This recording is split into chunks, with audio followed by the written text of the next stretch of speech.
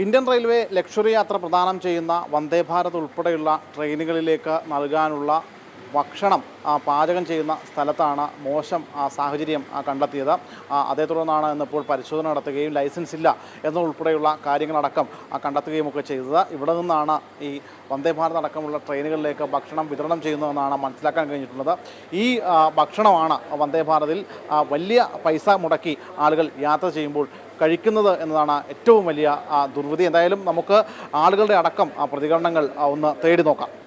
കേരളത്തിന് വെളിയിലോട്ട് പോകുമ്പോൾ കുറച്ച് മോശമാണ്. കാര്യം ഞാൻ പുറത്ത് പോയിട്ട് നാഗ്പൂർ വരെയൊക്കെ പോകുമ്പോഴത്തേക്കും എനിക്ക് വളരെ അത്ര നല്ല അനുഭവമല്ല ഉണ്ടായിട്ടുള്ളത്. കേരളത്തിനകത്ത് നല്ല ഫുഡാണ്. ഇപ്പോൾ വന്ദേ ഭാരതിലേക്ക് എസ്പെഷ്യലി നല്ല ഫുഡാണ്. ഇപ്പോൾ ഒരു സാഹചര്യം ഉണ്ടായിരിക്കുന്നത് വെച്ചാൽ വന്ദേ ഭാരതിലേക്ക് വിതരണം ചെയ്യുന്ന ഭക്ഷണം, അതായത് കരവന്ത്രയിലാണ് അത് പാചകം ചെയ്യുന്നത്. പക്ഷേ ആ സ്ഥലത്ത് മോശപ്പെട്ട രീതിയിലാണ് ആ സാഹചര്യം കണ്ടെത്തിയത്. അപ്പോൾ അങ്ങനെ ഒരു ഭക്ഷണമൊക്കെയാണ് ഈ ട്രെയിനുകളിൽ വിതരണം ചെയ്യുന്നത്. ഇപ്പം പുതുതായിട്ട് വന്ന മാറ്റമായിരിക്കും. അത് ക്വാളിറ്റി കൺട്രോൾ എല്ലാത്തിൽ അത്യാവശ്യമാണ്. നമ്മളത് വെറുതെ ഇത്രയും പേര് ഇത്രയും നല്ല റേറ്റ് കൊടുത്തിട്ടാണ് നമ്മളത് പുതിയൊരു രീതിയിലോട്ട് റെയിൽവേ അപ്ഗ്രേഡ് ചെയ്തതിന് ശേഷവും ഇങ്ങനെ മോശം ഭക്ഷണം കിട്ടുകയാണെങ്കിൽ അത് അവരുടെ ഭാഗത്തു നിന്നുള്ളൊരു പ്രശ്നം തന്നെയാണെന്ന് ഞാൻ പറയാൻ പറ്റുള്ളൂ. ക്വാളിറ്റി കൺട്രോൾ ചെയ്തേ പറ്റുള്ളൂ. കാര്യം നല്ല റേറ്റ് കൊടുത്തിട്ടാണ് നമ്മളെല്ലാം വന്ദേ ഭാരതിലേക്ക് പോകുന്നത്. അപ്പോൾ അത് അവരുടെ ഭാഗത്തു നിന്ന് കൺട്രോൾ ചെയ്യണം. ഇല്ലെങ്കിൽ അതിനനുസരിച്ചുള്ള മെഷേഴ്സ് അവ എടുത്തേ പറ്റുള്ളൂ. വന്ദേ ഭാരതൊക്കെ നമ്മൾ ഒരുപാട് പൈസ കൂടുതൽ കൊടുത്ത് യാത്ര ചെയ്യുന്ന ആളുകളാണ്. അപ്പോൾ അവിടെയും നല്ല രീതിയിലുള്ള ഭക്ഷണം കിട്ടുക എന്നുള്ളതാണ്. പക്ഷേ അവിടെയും ഇന്നിപ്പോൾ ഈ ഭക്ഷണം ഉണ്ടാക്കുന്ന സ്ഥലത്ത് മോശപ്പെട്ട സാഹചര്യം കണ്ടെത്തിയിട്ടുണ്ട്. നമ്മളതിനെ അങ്ങനെ ഞാൻ അതിൽ കണ്ടിട്ടില്ലേ. ഈ ഭക്ഷണം കഴിച്ച് എനിക്ക് അങ്ങനത്തെ അനുഭവങ്ങൾ ഉണ്ടായിട്ടുണ്ട്. അല്ലാണ്ട് ഉള്ളിലെ ഈ അതിൻ്റെ കിച്ചണും കാര്യങ്ങളും നമ്മൾ കയറി കാണാൻ അങ്ങനെയൊന്നും ഉണ്ടായിട്ടില്ല. ചേട്ടാ, ഈ വന്ദേ ഭാരതിൽ യാത്ര ചെയ്യാറുള്ളതാണ്. അതിനകത്തെ ഭക്ഷണമൊക്കെ എങ്ങനെയാണ്? ഭക്ഷണം ചിലപ്പോൾ നല്ലതായിരിക്കും, ചിലപ്പോൾ മോശമായിരിക്കും. അപ്പോൾ നമ്മളെ എക്സ്പെക്റ്റേഷൻ എന്ന് വെച്ചാൽ സാധാരണ ട്രെയിനിൽ നിന്ന് വ്യത്യസ്തമായിട്ട് ഒരുപാട് ചാർജ് കൊടുത്തിട്ടാണ് വന്ദേ ഭാരത് പോകുന്നത്. അപ്പോൾ മറ്റുള്ള ട്രെയിനിൽ കിട്ടുന്നതിനെക്കാട്ടിയും ഒരു പ്രീമിയം ഫുഡ് എക്സ്പെക്ട് ചെയ്തിട്ടാണ് നമ്മൾ വന്ദേ ഭാരത് പോകുന്നത്. ഇന്നിപ്പോൾ കടവന്ത്ര ഭാഗത്ത് ഈ വന്ദേ ഭാരതിലേക്ക് കൊടുക്കുന്ന ഭക്ഷണം ഉണ്ടാക്കുന്ന സ്ഥലത്തെ സാഹചര്യം വളരെ മോശപ്പെട്ട രീതിയിലാണ് കണ്ടെത്തിയത്. ലൈസൻസ് പോലും ഇല്ല എന്നുള്ളതാണ് നമുക്ക് അറിയാൻ കഴിഞ്ഞത്.